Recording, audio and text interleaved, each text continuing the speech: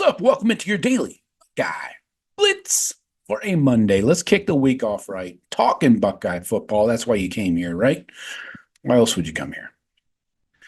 We are still suffering through the deluge of rain outside the window. It's rained for like 2 days straight. No end in sight. So the golf course is really soggy. Um, Fortunately, it won't affect these shitty golfers because they live in the rough. Don't putt from the rough. It's really put a dent in my night putting game, though. Anyway, hey, Caddyshack for the kids out there.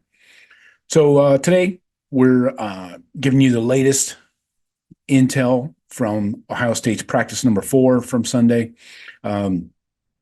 A lot going on.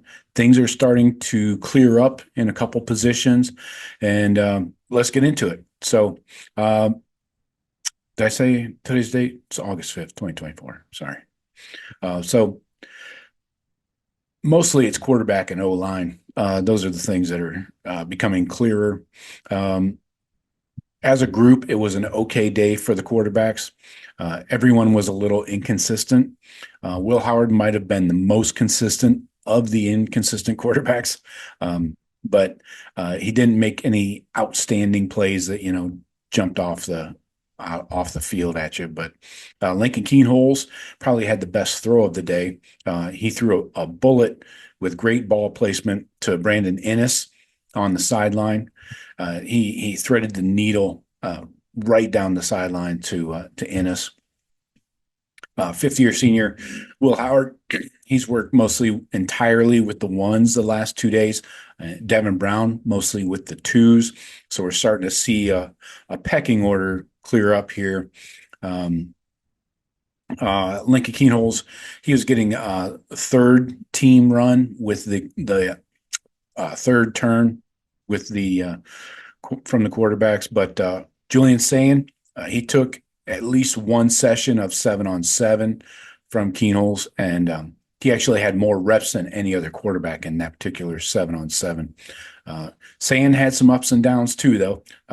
During one of the team drills, it's 11-on-11 is what they call a team. He threw a pick six to Jermaine Matthews. Matthews jumped a slant route and returned it like 20 yards for a short touchdown. But still, that's a huge no-no. Then Sayin hit sophomore receiver Brandon Ennis deep down the sideline for a touchdown. So, a little roller coaster-ish kind of day for Sayin. Right now, the QB battle feels like it's Will Howard versus Devin Brown, and Howard is in the lead. Not a huge surprise there. Now, moving over to guard, the right guard position and the rest of the offensive line. The staff moved the O linemen around a lot on Sunday. They really juggled them around. Donovan Jackson got kind of an easier day's work. Some of those fourth and fifth year guys, occasionally they'll give them a practice off or just have them do light drills. So Donovan wasn't in there for a large part of the day. But the offensive tackles had another good day. Josh Simmons, Josh Fryer, they remained consistent, and that's music to my ears. I don't know about you guys, but they were good in the pass rush drills again, one-on-ones, and then good in the team periods of 11-on-11. The O-line did give up some pressures, but once again, the mad scientist Jim Knowles was dialing up blitzes on virtually every single play in 11-on-11. So it wasn't a bad day at all for the first team offensive line. On Saturday, Carson Hinsman ran with the ones at right guard. Yesterday, Hinsman and Tegra Shabola both got reps with the ones at right guard, so they're still working through that. But the competition looks to be a two-man battle now. Luke Montgomery, he has mostly been working at center. He was at center with the ones for a few snaps with Hinsman and McLaughlin at the guard positions on both sides of him. So this is the first time McLaughlin has taken any snaps at guard this week. Um, he is clearly the starting center at this point, but they need to develop depth behind him. McLaughlin has been very good in the one-on-ones at his center position. So um, the question is, can Luke Montgomery play center? Can he play it well enough to be a real number two option there instead of Hinsman? The alternative is to move Hinsman back over to center if McLaughlin were to go out of the game, right? So if Luke is the number two, then you don't have to juggle your lineup should Hinsman be that starting right guard, you know. Um, Austin Sarabeld, he also got some run with the first team at left guard, filling in for Donovan Jackson. Tegra also got some work at right guard. So yeah, again, that right guard seems to be Hinsman versus Tegra, and we'll see how it shakes out going forward. Now here's some random stuff on random guys. Um, there is still a question of the offensive tackle depth. Who comes off the bench first if one of the tackles goes out? You got redshirt junior Zen Mahalski. He's a number two left tackle right now. And then you got redshirt sophomore George Fitzpatrick at the number two right tackle. So the answer is probably one of those guys. They need to be able to play both sides. So who it might be? Probably you go with the older guy, Mahalski, but that's not necessarily always the case. Um, let's see what else. Oh, I forgot to mention on Devin Brown. He completed a nice deep shot to Jaden Ballard. He took the snap and immediately lofted the ball up downfield, and Ballard ran under it. He fought off Calvin Simpson Hunt in coverage. CSH tipped the ball, but Ballard was able to snag it out of the air for a big gainer. Defensive end, Kenyatta Jackson was impressive in one-on-one drills.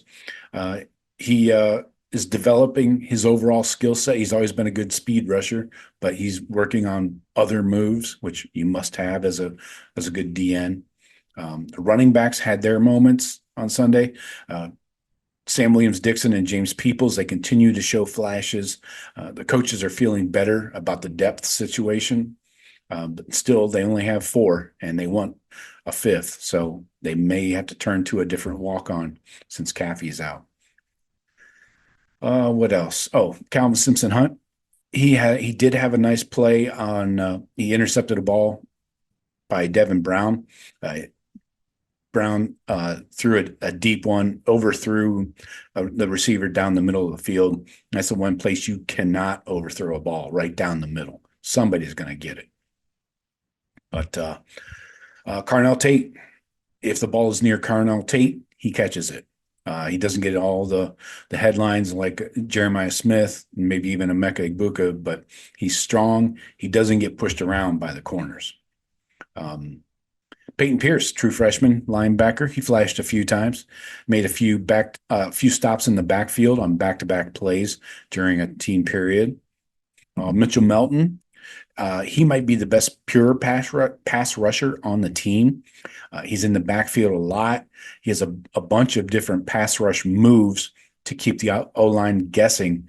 He's not as physically gifted as Jack or JT. We know that, but he's got his toolbox. He's got a lot in there.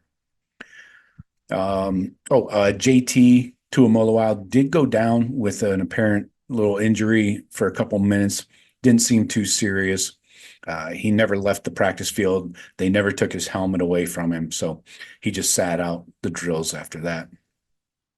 So, looking at this week, there's no practice today. They will move into the team hotel for the rest of fall camp today, and they'll be back on the practice field tomorrow. So, as things trickle out, any news or intel, we will pass it along to you. There is a media viewing session on Thursday, so hopefully we'll have some info for you then. And keep it locked in here. Make sure you subscribe to the channel, like the videos, and help these other Buckeye fans find this content. All right. Tomorrow, we've got an awesome preview. You're going to love it. So anyways, that's all I got for you today. Talk to you tomorrow. Go Bucks.